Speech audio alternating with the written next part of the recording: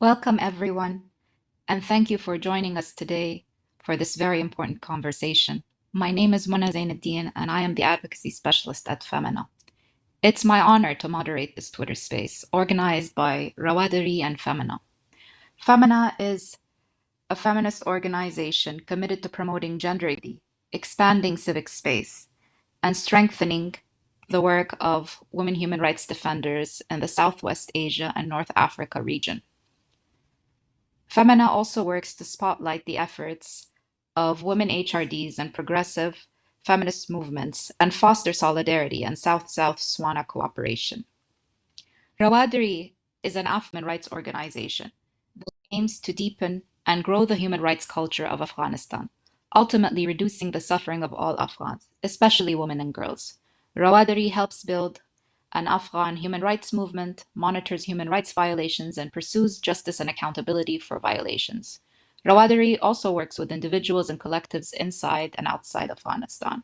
As we near the fourth commemoration of the Taliban's takeover of Afghanistan, a moment that transformed the lives of millions, particularly Afghan women and girls, we pause to reflect on its ongoing impact.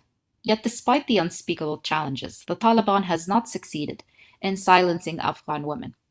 Through protest, poetry, and unwavering determination, they continue to resist oppression, building solidarity across the region through their courage and perseverance.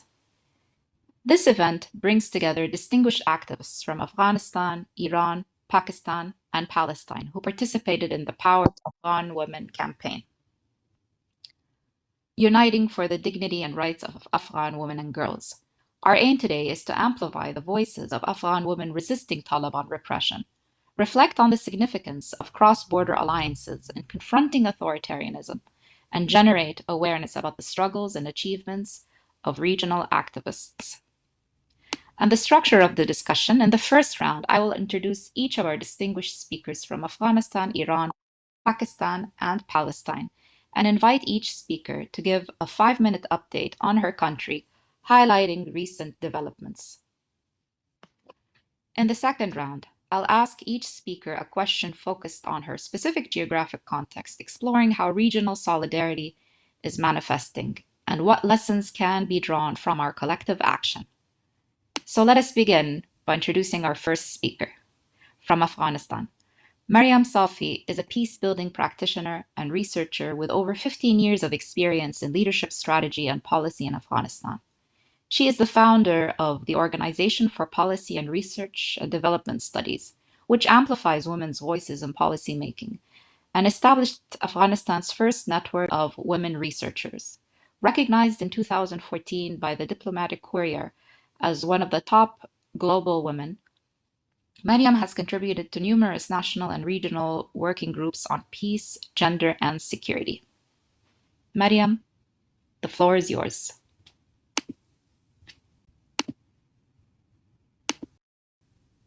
So it looks like Mariam is having a few technical issues on this space, and as she resolves them, I will move on to our second speaker. So our second speaker is from Pakistan. Saba Gul Khatak is an independent researcher with a PhD in political science. She has worked in senior positions with the government and non-government organizations, research and human rights organizations. Her work explores gender, governance, and violence, emphasizing the connections between economic and social policies. Widely published, her latest co-authored report is titled "A Continuum of Insecurity and Violence: Voices of Afghan Women in Pakistan." Saba, the floor is yours. Thank you so much. So in 5 minutes, I can talk about the context of Afghans in Pakistan. There have been on and off between 2.5 to 3.6 million refugees in Pakistan since 1980. So it's been now almost 45 years, and different waves of refugees have had to flee to Pakistan as there were regime changes or if there were droughts, as in the 1990s, but really mostly due to regime changes. So there are refugees who fled when the Mujahideen were fighting the Russians. There were refugees who fled when the Mujahideen took over, and those had worked for the government in Kabul, they fled after and when the Taliban took over again in 1996 and after 2001. So there are many different waves of refugees who have also experienced insecurity within the camps because different groups lived side by side in the refugee camps.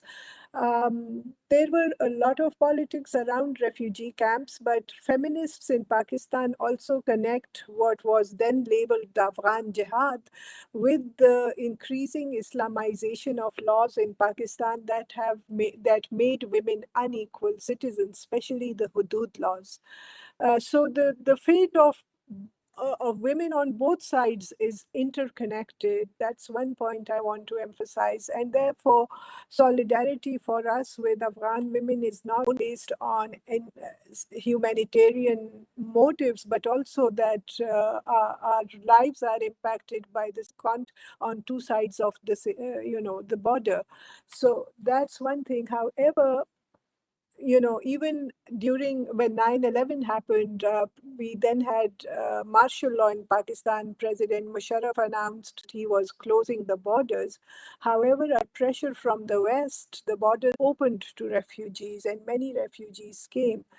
Uh, in 2021, when the Taliban took over, they also requested the Pakistan government to close its doors to refugees because they felt now there will be peace in Afghanistan, so there is no need for people to flee. However, about 800,000 people did flee to Pakistan, among them many women, widows, single women, ethnic and religious minorities, as well as people who had worked with the previous regime. Pakistan refused to give these refugees refugee status. The result was also in 2007, I think, around that time, Pakistan divided refugees in Pakistan into different categories. So, one were POR card holders, that was proof of registration cards, who had originally come in the 80s and early 90s. Then there were the ACC holders, the Afghan citizenship card holders, who were registered later. And finally, those that were declared illegal by the government of Pakistan. So, three categories of refugees. In 2023, the government started its drive to deport refugees and announced a three-step process for what we call deportation and what the government has been saying repatriation plan, but now has added the word deportation. This has been most cruel, and we have been raising our voices against this and raising the issue. Even the Women's Commission, the National Commission on the Status of Women, wrote a statement and appealed to the Interior Ministry for women who are vulnerable. The government's Human Rights Commission also appealed. Many civil society groups went to court, the Supreme Court, to appeal that this is going against Pakistan's international obligations, especially CEDAW, the Convention Against Torture, on Pakistan's constitution, which says that no one should be sent back, asylum should be given, and no one should be sent back to be persecuted. However, all this has fallen on deaf ears, and recently on July 31st, first of all, sorry, in April, the government announced that ACC card, first it said all the illegal people should go back, the ones who had post 2021. Then in April of this year, it announced that ACC card holders should go back. And now on July 31st, it announced that all POR card holders who have been here since the 1980s should go back. There are various problems they face. I'm sorry if I'm over the 5 minutes. Let me know when I should stop. But immediately, what civil society here is facing in terms of solidarity is we are not even allowed to hold a press conference to explain what is going on and why the government needs to stop the deportation of all Afghans. Everything is falling on deaf ears.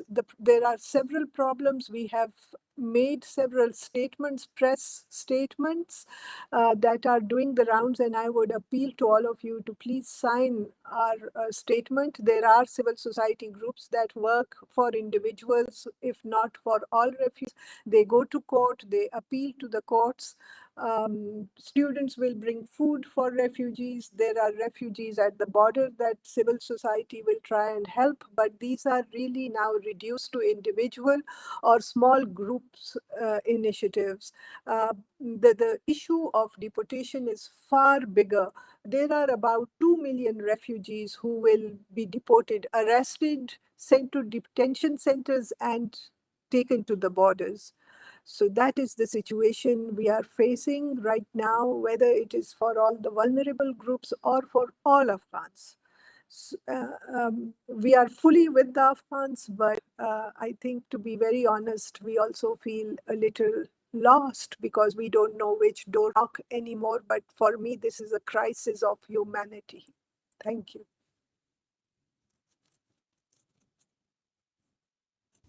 Thank you so much, Saba. Let's just see if Mariam is now ready to speak. Hi, Mona. Can you hear me? Yes. Oh, wonderful. Terribly sorry for the technical issue before. First of all, it's wonderful to be here today, and thank you very much for your question. Just picking up on what Sabah had mentioned during her talking points, since September of 2023, there has been something along the lines of about 2.4 million documented Afghans that have returned from Iran and Pakistan. And women and girls have accounted for almost half of those returnees from Pakistan. And with regards to Iran, it's climbing. It's almost getting up to that as well. And among all of the returnees to the situation and to conditions in Afghanistan that are absolutely abhorrent in any climate, is also a lot of you have a lot of human rights defenders and a lot of activists and a lot of women's rights defenders that are also in the process of being returned or have been returned, and that in itself poses a series of very serious security related issues of the protection of those women in particular that are being returned, um, and basically what their faith holds. In terms of context setting for Afghanistan right now, as we all know, I mean, there's been over 122 edicts on the right on restricting women and girls' human rights violations across the country. Recently, we've also been seeing a lot of arrests that have taken place in the last probably 3 months in particular. There seems to be a lot of news coming in of arrest of journalists, human rights defenders, women's rights activists, in addition to anyone else that the authorities see are either on social media promoting something that they feel is against the regime, etc. So there has been sort of this sweep that has taken place. But before this, we started noticing a very systematic implementation or adherence to Taliban policies, and that came with the PVPV law.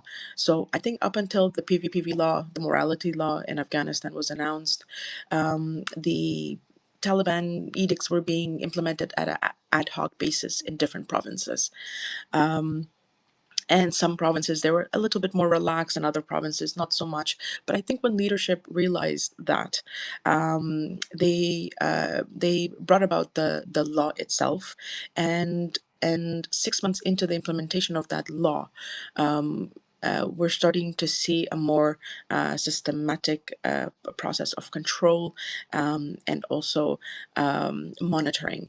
The PVPV law, which is it uses local mosques in particular, and uses community members and uses actually family members to implement it. And so it's basically directions are given on how to enforce this law during Friday prayer sermons.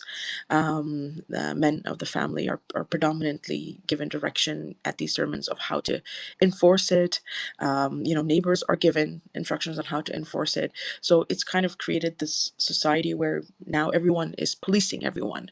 And we did a survey on this recently on this implementation, and an interesting point had come out was that it's not that a lot of men who are enforcing this is because they believe in this morality law, but it's because of fear. They're scared. If they don't protect, their belief is that if they don't protect the women in their families, then that makes them susceptible to the Taliban police inspectors that roam around the streets to make sure enforcement is being maintained, and so a lot of them do it out of fear. But this systematic implementation has now almost sort of, in many ways, kind of solidified these edicts, which were a little bit more ad hoc before, and this with it, we can see that the elements that make up the definition of gender apartheid, which is subjugation, systematic oppression, uh, and suppression. All three of those elements are now very much in place, and you can see them quite visibly now. It's across the board in Afghanistan. That's why a lot of the women in Afghanistan, when you ask them about the conditions, they identify them as systematic suppression and oppression, and therefore this call that everyone has, that a lot of activists have been supporting for a number of years now, that what we're seeing inside of Afghanistan is gender apartheid, is very much a reality. This is not just calls of a certain group of activists from outside, but the reality in Afghanistan right now. And within this climate, there are still a smaller group of civil society organizations, some registered, some not registered, working underground, that are still keeping that civic space inside of Afghanistan alive to a certain extent. And they are doing a quite incredible work, I must say, considering the restrictions. And that civic space is there. It's not that civic space has been completely erased. I think that would be a disservice to their incredible and courageous hard work. But you have, whether it's underground schools, or you have public online classes, whether you've got what is it in terms of microeconomic, like embroidery work, or little economic businesses that women have started within their homes, whether it's just book clubs. The other day I was reading about a few young women who have come together to create a tour, a sort of like a tourism initiative, and so where they provide guides for other women who visit Afghanistan, of course, with foreigners. But there are these spaces that are being navigated, and it's just trying to work with what you have. It doesn't take away from the fact that what is happening in Afghanistan is gender apartheid, but nevertheless, the way these spaces are being navigated is quite remarkable. And so that's keeping some of that civic hope for change and transformation alive. I'll stop there for now and look forward to the questions later. Thank you. Thank you so much, Mariam. So our next speaker is from Palestine, but for security reasons, she'll remain anonymous, and I'll simply introduce her as a woman HRD from the Psychosocial Counseling Center for Women. And I will be playing out a recording that she has sent us on the current conditions. That followed October 7th. Since the Israeli aggression that followed October 7, 2023, the Palestinian people have been subjected to one of the most horrific crimes committed in modern times, with the complicity of some governments in this world. In the Gaza Strip, the watches through satellites and social media as a genocide unfolds, marked by starvation, repeated displacement, killing more than 60,000 civilians, 200,000 injured, in addition of detainees people, including women who are in unknown prisons and living under very hard conditions. According to the United Nations organization, Gaza is no longer fit for human life. In West Bank, Palestinians face the threat of annexation, settlement expansion, leaving them with virtually no land. Settlers are giving the green light to attack Palestinians daily, in addition to the daily arrests and the deterioration in the economic situation. The Palestinian suffering has awakened global, and we feel we are not alone when we see millions of people are in the street supporting Palestinians, calling for an end to the genocide and war crimes against the Palestinian people, and demanding the entry of humanitarian aid into Gaza and end the starvation. In this situation, the primary victims are women and children. So that was our Women HRD from Palestine, and we'll now be moving on to Iran, and I will be introducing Suzanne Tahmasevi. Suzanne is the executive director and co-founder of Femena. Before establishing Femena, Suzanne worked for over 20 years to promote women's rights, peace, and security, with a focus on the SWANA region at the national, regional, and international levels. Between 1999 and 2011, Suzanne was based in Iran, where she helped promote women's rights and build the capacity of civil society. She continues to maintain strong ties to Iranian civil society and the women's movement. Suzanne, the floor is yours. Thanks, Mona. I'm going to give a little update about the situation in Iran, the women's movement in Iran, and talk a little bit about the situation of Afghan refugees, if that's okay. So I think many people have probably followed developments in the last few years in Iran with the Women Life Freedom movement. But Iran has a long history of legal discrimination and also cultural discrimination against women. At the 1979 revolution, we had the adoption of a very restrictive, of Sharia law with a very restrictive interpretation of women's rights. And women have been struggling against this form of legal discrimination for 4 decades. But I think as many people who might be familiar with Iran know, they have also achieved a lot socially. So maybe they haven't managed to make a lot of changes in the legal structure, but they have achieved a lot socially. So women are more educated than men are. They're graduating at higher rates from university than men are. They have generally a high rate of education. Though they face discrimination, they're involved in different forms of employment, from being doctors and lawyers and university professors to even truck drivers and taxi drivers. So they've broken down the very serious and systematic discrimination that they face through their own will and commitment, I think.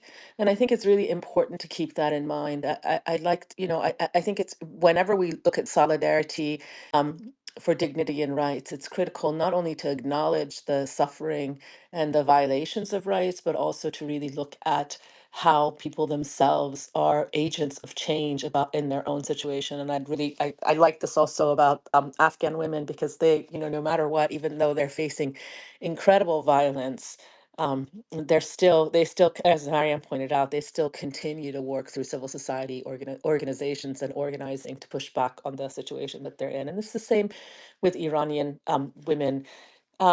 A few years ago, with 3 years ago, I think in September it'll be 3 years, and that the Women Life Freedom movement started.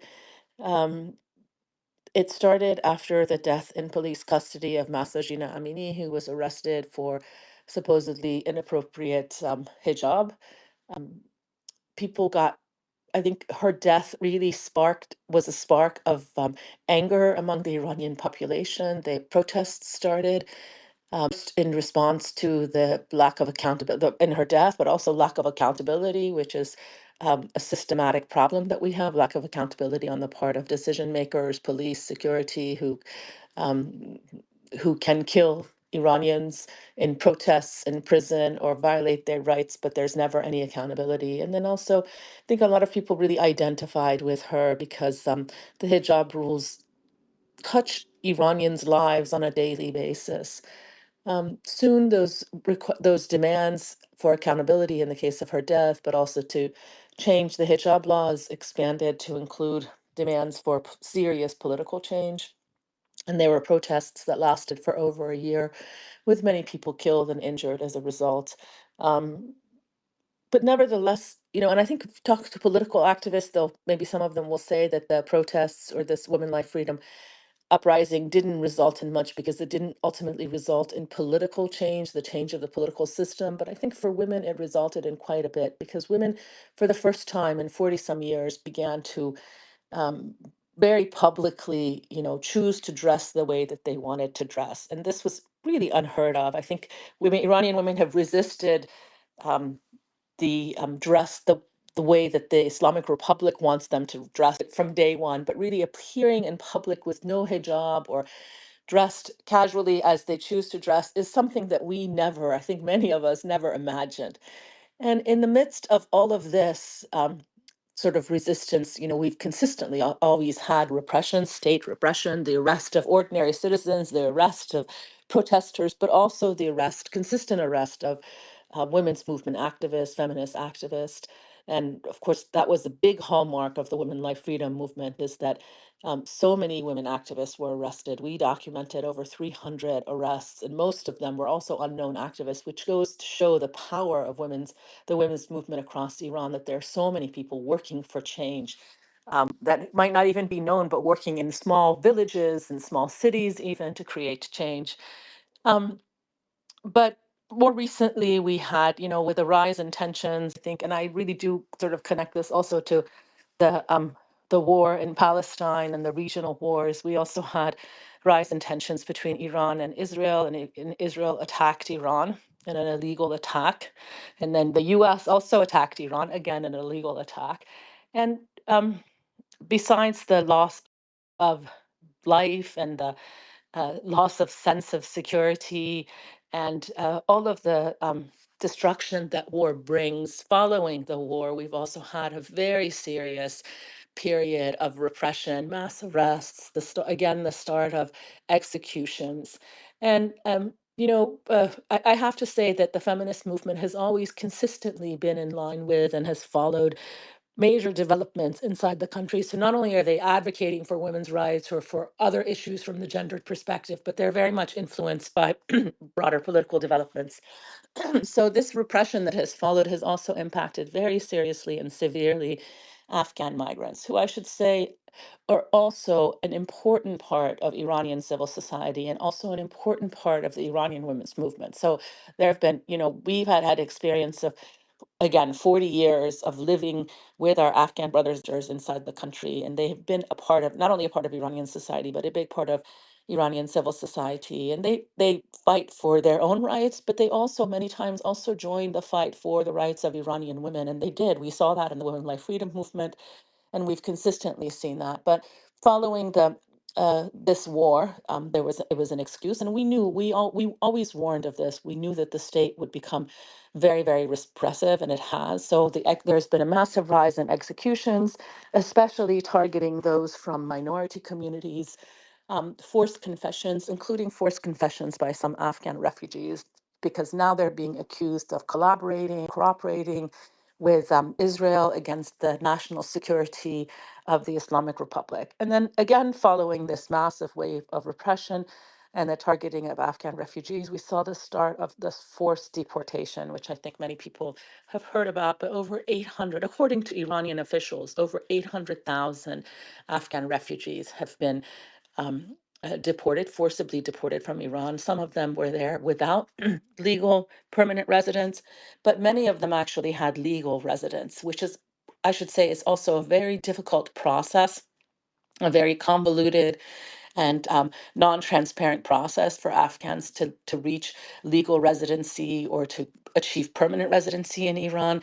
But many of those who have been deported actually had or not permanent residency, but they had a legal residency, which is renewed on a yearly basis. And they'd spent quite a bit of money in order to achieve that legal residency, but they have been deported nonetheless. According to the UN, um, this process of deportation is extremely problematic, and it seems that it's much higher than what the Iranians have reported. That nearly 70% of those who were, you know, 70% of those who were forcibly removed were refugees who, you know, and improperly removed. The border camp situation is very problematic. It's overcrowded, no drinking water, there's no sanitation, and the lives of those who are in these border camps is also in danger. We've also had instances of refugees who've died in these border camps. At the same time, as I mentioned, there's a very systematic political targeting of Afghan refugees. So these forced confessions on television, which is a hallmark of how the Islamic Republic has dealt with its own political dissidents, is to bring them onto television, force them into confessions of acting against national security. In the case of Afghans, they're forcing them to admit to cooperating and collaborating with Israel, which is extremely problematic, could potentially hold the death penalty. Um, you know, I should also say that the situation in Iran, even though Afghans have lived in Iran for decades and decades, the situation in which they live is also very precarious and difficult. After the Taliban takeover, we also saw the re-entry of many Afghan citizens into Iran. Visas were granted, so they, you know, most of them came legally, but some of them came illegally. But generally, Afghan citizens don't have the right to have regular work. They are allowed to work in sort of low level positions such as construction or manual labor, but they can't. They're legally prevented from being educators, for example, or medical doctors, to having higher professions. There has been a backlash That against, yeah, I'll stop just a minute. There's also been a backlash against Afghan refugees in many of the provinces in Iran. Afghan refugees are being their presence is being outlawed. So the state's response or excuse following Israel's attack is also coupled with a general xenophobia against Afghan refugees inside of the country, where they've systematically been targeted before, but they're being targeted even more. Nevertheless, I should say that civil society has stepped up, and they're speaking up and protesting this treatment of Afghan refugees, and there's been a lot of solidarity there, which is hopeful. I'll stop there. Thank you, Suzanne. And because our speaker Saba will be leaving shortly, I'm going to give her the next question. Saba, I'd like to ask, given your work supporting Afghan refugees in Pakistan, especially women at risk of deportation and repression, how can regional alliances help support and amplify feminist voices facing state and social repression while also providing critical support to displaced communities? Thank you, Mona. I just want to say at this point, the region itself is presenting significant challenges, both at the level of the general population, especially more recently, but over the last, say, 1 decade almost, since the army public school in Peshawar was attacked by terrorists and the government blamed it on the Afghan, on, you know, just very vaguely. Later on, one of the Pakistani Taliban was held responsible. But since then, and even before that, when Osama bin Laden was killed in Abbottabad, the government has been very anti-NGOs, anti-civil society. There are a lot of restrictions that have been building, and since 2018 or so, very few NGOs are allowed to work on refugee issues. And in general, the press has been negative, reporting there's been a lot of profiling and trying to externalize the problems within onto refugees, as has become the trend everywhere. And more recently, after the Pakistan-India conflict, in which Pakistan, there were whispers that the Taliban had supported India against Pakistan, and then the Iran-Israel conflict, in which Iran said that many Afghans were involved in sending information to Israel directly, indirectly, and so started to externalize their own issues onto Afghan refugees and started the deportation process. So in general, the region as we know it in Asia, India stopped supporting Afghan refugees a while ago.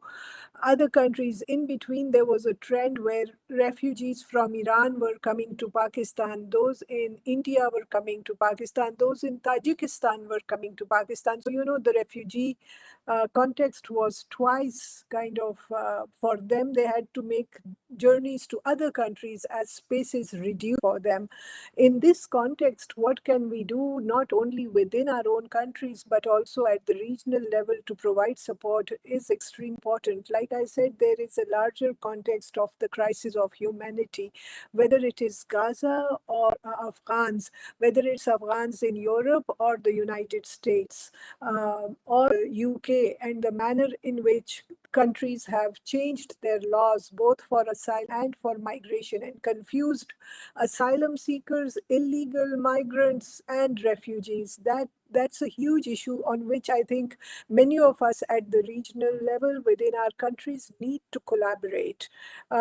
We have one organization that is SAHAR, South Asian Asians for Human Rights, where many human rights defenders are active. And I suggest that we also try and reach out through SAHAR as well as to other organizations. Within Pakistan, we have various journalists who are still sympathetic and raise refugee issues. Many newspapers don't print our op-eds, but still do. We have independent, some media, social people on social media who still try to highlight issues like voice.pk, and they highlight women's issues. We have highlighted women's issues on International Women's Day, Afghan women's issues, and where we've invited Afghan women activists to come and join, and they have been joining us. Aurat March in Pakistan has finalized a statement in support of women, Afghan women, as well as other vulnerable categories, whether they are Hazaras or those who worked for the previous government, or widows, persons with disabilities, as well as transgender, because transgender will also have a very hard time when they go back. So we are doing what we can, but at the regional level, alliances and so on have sort of faded, especially in South Asia, because of the hostility between Pakistan and India. Many South Asian alliances have to be minus one or the other, as in minus Pakistan or minus India, for them to be able to work together. Of course, we have an India-Pakistan People's Peace Forum in which we reach out to other, even during the conflict, we reached out to one another and did produce a statement. But I feel that we need to move beyond statements, especially the urgency of the deportation that is taking place right now. The international system seems to be failing for us in the sense of trying to rely on it for refugee protection. So really, it would be very helpful. We have something called the Maraka Humanitarian Observatory. I'll share a link that through which we try and raise issues, but it is becoming increasingly difficult because the spaces for us to express have also shrunk rapidly. But we cannot give up hope, and we cannot give up the fight. So yes, solidarities are most welcome. Thank you. And thank you so much, Saba, for your very rich response. I will now be moving on to our next question. And my next question is for Mariam. Mariam, Afghan women have shown extraordinary courage under the Taliban's draconian regime of the past 4 years. How have different forms of resistance helped sustain hope and build solidarity both within Afghanistan and with regional feminists? Thank you for your question, Mona. Um, in terms of the process of building solidarity, so there's been a few different sort of avenues I've seen this happen. One is different forums started to emerge right after the collapse of the republic and after the evacuation process, and when those in exile started settling down in their new in the new countries and their new homes.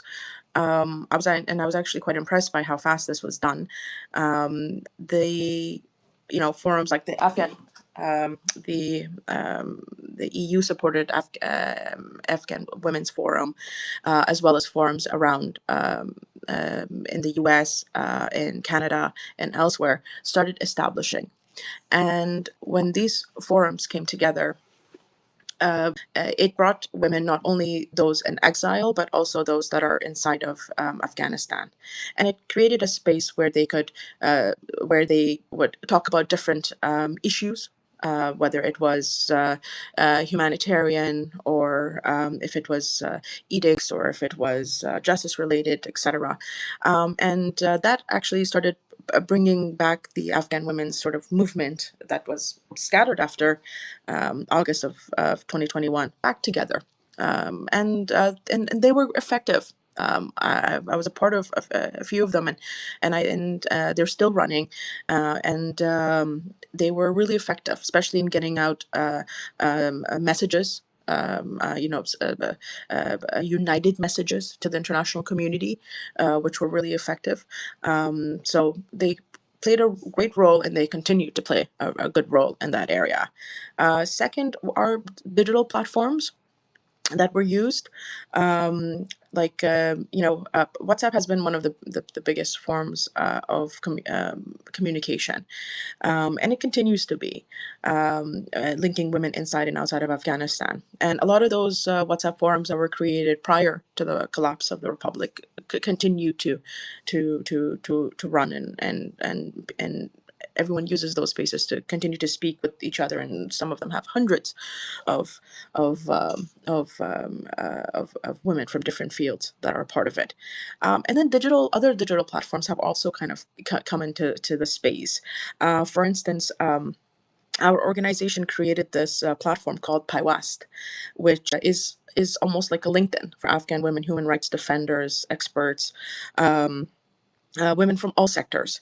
And the request to make that platform actually came from a forum in the DC area in the US, and it was reiterated as a need. So we created that platform, and it's a safe platform where you can make profiles, you can chat, you can share information, resources, and all sorts of other important work. And so PyWastis is one such example of that. And then, of course, you've got all of a lot of the women that came in exile were able to reestablish their organizations. And as they reestablished their organizations, they also reconnected to all of their networks inside of the country. So those networks inside remain quite strong. Now, in terms of for women inside and those outside, sort of what I've seen happen so far, and this is kind of where the status is. But to strengthen the solidarity, I think what I've been noticing, and we're currently in the process of doing a piece of research on this, which in which we've already completed our consultations. We're in the writing process now, is how to transform the Afghan women's movement, which was a very organic movement that started in 2018, into a socio-political movement. I think it's about time.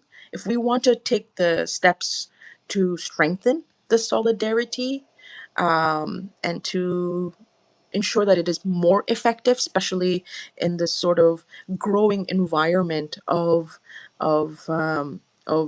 engagement, leaning international engagement, leaning more towards pragmatic um, um, um, engagement with the Taliban rather than principled.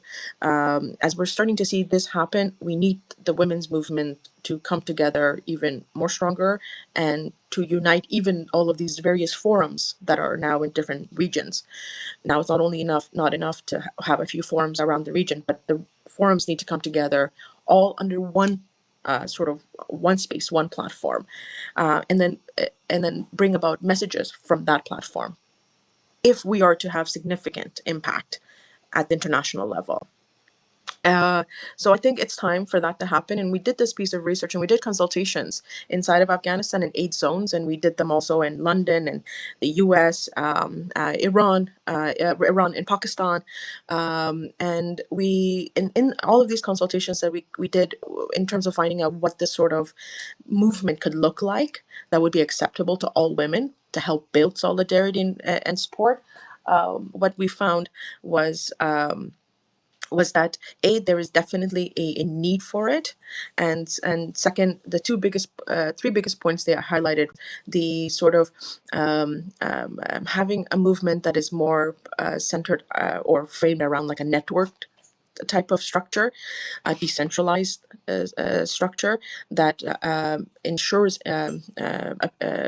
intersectionality and local ownership in terms of ownership of this arising from within Afghanistan. So we'll publish this research in October, but it was quite eye-opening for us. And if I move now to solidarity, the biggest example of regional solidarity I saw was actually between women in Afghanistan and women in Iran, especially under this gender apartheid campaign. That was actually the biggest type of, or the strongest move in the last couple of years, I noticed, and I thought it was quite remarkable how very naturally women on both sides of the border came into this space together, and it went quite strong, and it's continuing to go very strong. Um, and there's been various events. There's been even spaces where meetings have taken place in key capitals where women from Iran and Afghanistan have been brought together to share their messages with policymakers. So that's been quite terrific. But the rest of the region, I haven't seen that type of solidarity, and it's not that there isn't interest or want or hope for it, but I think there's a lot of other issues that are starting to take predominance, and also what we also have to note is that right now at the international level we are in this really major transformation of this sort of world order system, and this is not just a transformation process that's happening right now, but it's been ongoing for a number of years, and it's probably going to continue for another number of years. But there is this shift in this system from a single polar to a multipolar system, and this will bring with it various tectonic shifts. One of those right now is the gender backlash that we see from the US to Europe, sort of sweeping that side of the world, those that have upheld the normative values and whatnot. There's a major shift happening there. And with the MENA region and South Asia, etc., the scenarios, what's happening there is that they're getting sort of like um, a, this sort of, there's no encouragement now for them or motivation for them to adhere to any of those values, normative values. So they're now being more relaxed and focusing more on security related issues and others. So we are working under this environment and under this new system. I think I'm not an expert in feminism, but I'm sure there's feminists here on this call that can maybe talk about this. They also have to now shift and reimagine or restructure how the feminist movement is going to tackle this issue, and then talk about how we can build solidarity with the various atrocious women's human rights violations around the world. So I think there's also something much bigger being, playing out here. Um, but um, but I think at this point in time, I've taken too much time, so I will stop. But that's sort of what I wanted to touch on, sort of what's happening inside of Afghanistan, and then regionally what I've seen so far taking place, and then what's happening on the larger international level that we need to take notice of, because there's a lot of these external factors that are influencing a lot of this good work in many ways. So I'll stop there. Thank you, Wana. Thank you so much, Mariam, for that intervention. And I'll now be playing another recording by our Palestinian speaker. And it is an answer to the following question.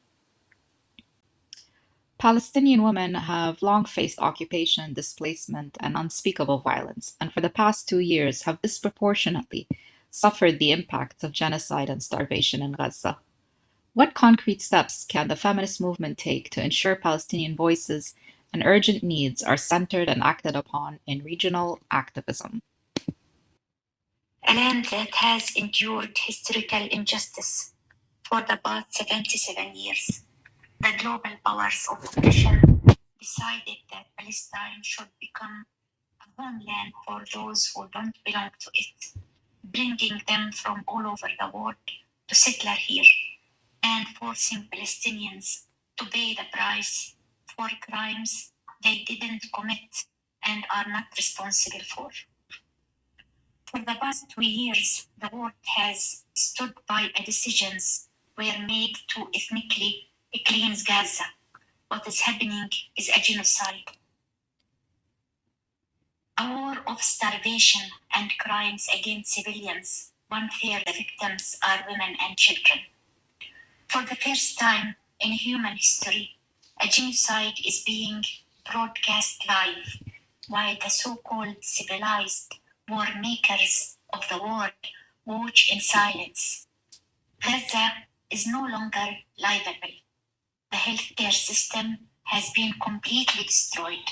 No hospitals, no medicine, and people are dying from lack of care. Women are giving birth in the streets and in refugee tents, which are also being bombed. The educational system is destroyed. 80% of schools has been wiped out. Over 30,000 children have been orphaned, having lost one or both parents. Disease and famine are spreading by deliberate policy, as the US and Israel block humanitarian aid from reaching Gaza. I don't want to disclose any further details. I know you already have a clear picture of what is happening. I don't wish to repeat statistics. Instead, I ask, what can we as women suffering from different forms of oppression in our societies do? How can we develop tools of support and solidarity to strengthen our role in resisting and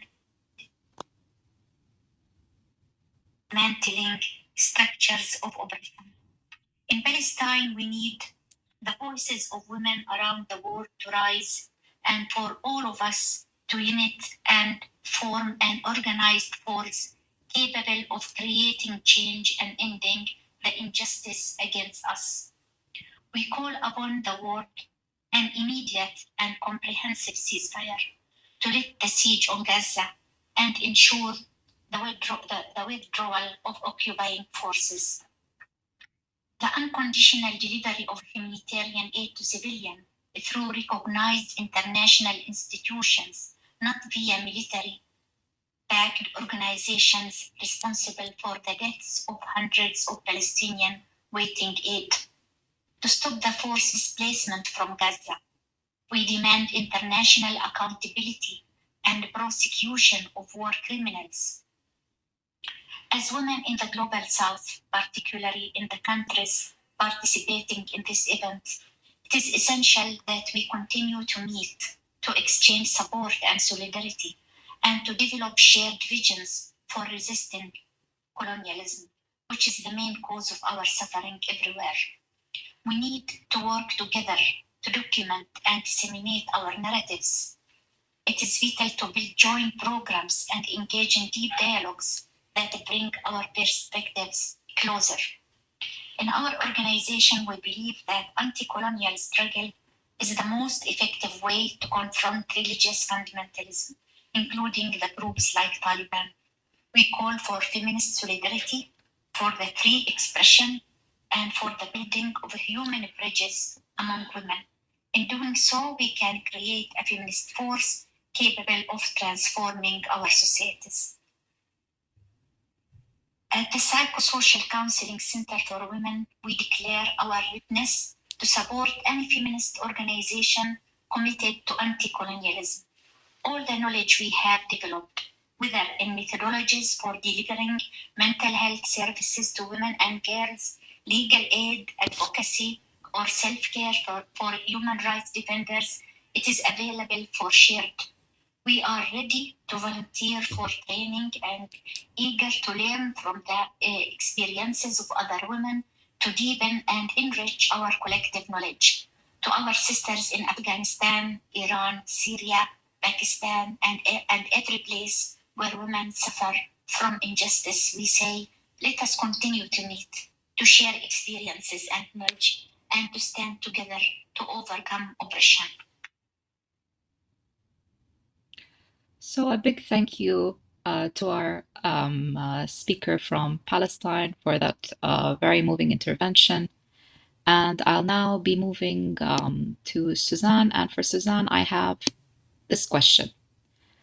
The Women Life Freedom movement in Iran became a powerful movement that challenged authoritarian rule and demanded rights and dignity of Iranian society.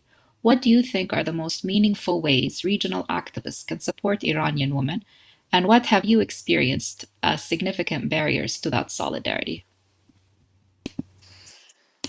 Thanks, Mona. I think, I just want to say solidarity is really important.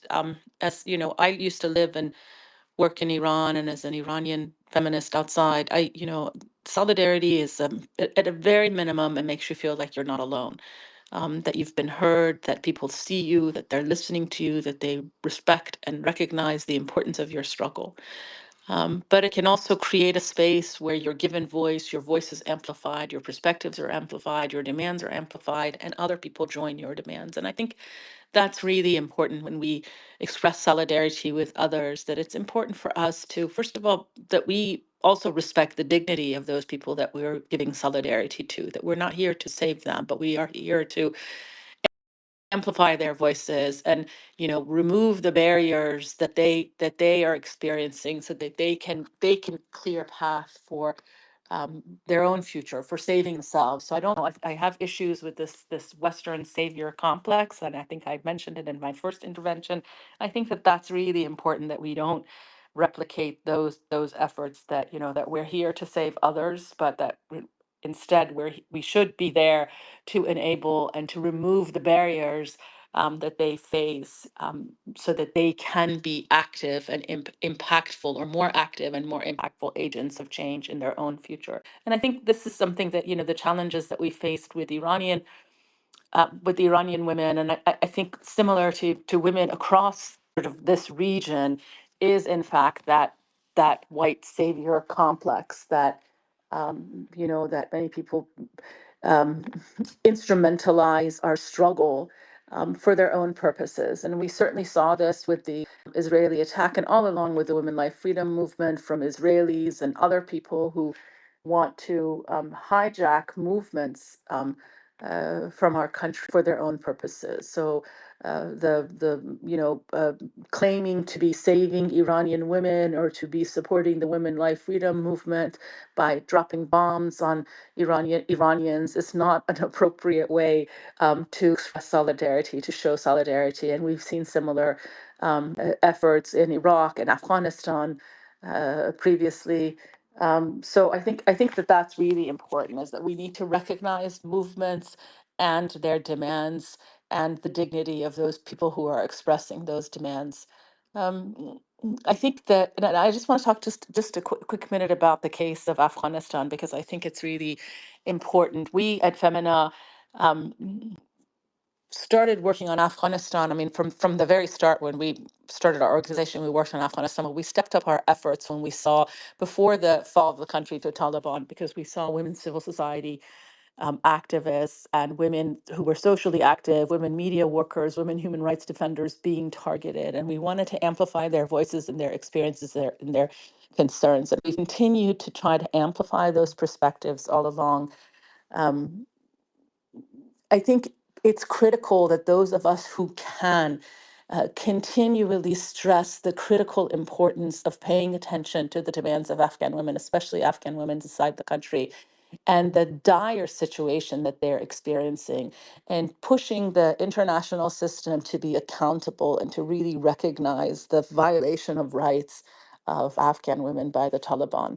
And we need to, in our expression of solidarity, we need to also try to strengthen, amplify the voices of civil society groups, especially those younger emerging groups inside the country who continue to fight. Likewise, I think for Palestine, we need to continue to do the same. But I think both Afghanistan and Palestine are a moral obligation, not only for those in feminist movements or in civil society, but everybody who is living at this time, to take notice of the incredible atrocities that are happening, to speak up, to verbalize the suffering, and to amplify the voices of people who are struggling, who are fighting against the injustices, the incredible injustices that they're fighting against. And I think, in that sense, we can not only bear witness, but we can amplify the voices and perspectives of citizens in those countries, but especially the women who are suffering at a greater level. I'll stop there.